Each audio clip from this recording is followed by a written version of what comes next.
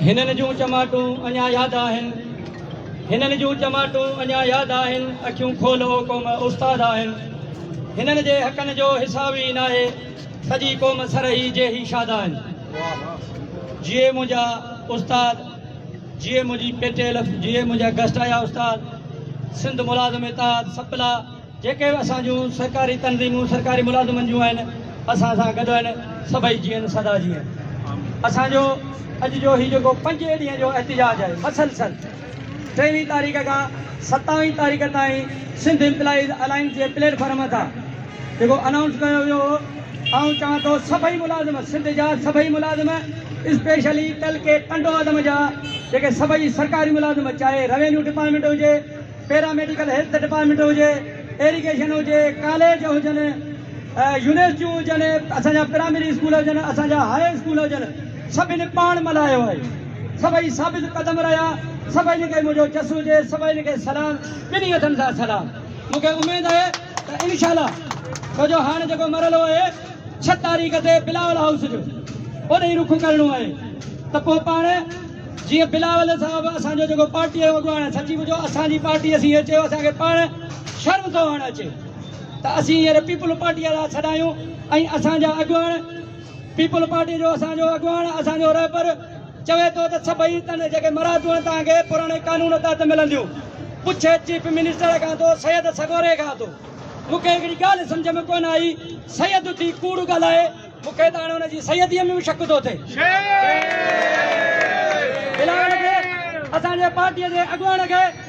माफ़ कजो, असांजा जेके बि शहीद बिरादरी जा दोस्त आहिनि, को बि आउं ज़ात खे कोन पियो हिट कयां,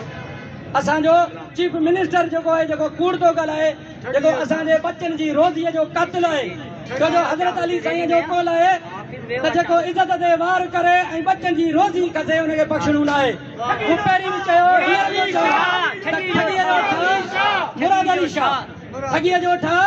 मुराद अली शाह, जो बार बार कूड़ ॻाल्हाए, हुनखे असांजे पार्टीअ जे अॻुवाण खे मिसगाइड पियो करे। असांजे पार्टीअ जो मंशूर छा आहे, रोटी कपिड़ा और मकान, ऐं उन्हनि जा जेके ही पोइ लॻे जेके आहिनि, जेके असांजे हुक्मरान आहिनि, इहे असांजे माॻे बदन था हींअर कपिड़ा पिया लाहिनि। हिननि जी मर्ज़ी आहे जो सिंध जी अवाम खे हिकिड़ो बेनज़ीर जे नाले सां, मोहतरमा जे नाले सां हिकिड़ो कार्ड ॾेई सॼी क़ौम खे पिनण ते मजबूर कयो अथनि। हिननि जो मंशूर ई हाणे शायदि इहो थी वियो आहे त हिननि सरकारी मुलाज़िमनि खे बि असांजो इहो कार्ड हुजे हथ मंझि, ऐं लाइन में बीठा हुजनि, हीअ हिननि जूं ऐं असांखे वेठा मिनथूं कनि। सो हर कंहिं असांखे इहो कारो कानून मंज़ूर न आहे। ऐं हिकु दफ़ो बिलावल भुट्टो जेको असांजो पार्टीअ जो अॻुवाण आहे, ऐं उनखे वरी पुरज़ोर अपील थो कयां, ऐं इहो चिता थो ॾियां त बिलावल साहिब पंहिंजे मुराद अली शाह खां वज़ाहत वठि, 24 कलाक तोसां कूड़ पियो ॻाल्हाए त को बि नोटिफिकेशन न आहे निकितो। ही हेॾा सारा 4 नोटिफिकेशन निकिता आहिनि, जेको मेन नोटिफिकेशन असांजो जेको 3.5% अलाउंस कटिया विया आहिनि, पेंशन जी कटौती कई वई आहे। हेॾो मीडिया ते छा असीं चरिया आहियूं छा?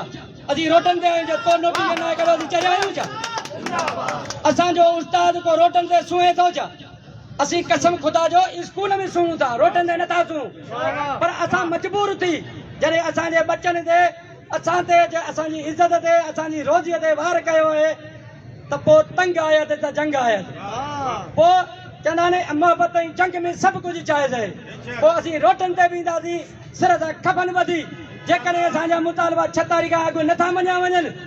त 6 तारीख़ ते इनशाला सभई भाइर भेनरूं गॾिजी मुतहद जो असांजी सॾ खे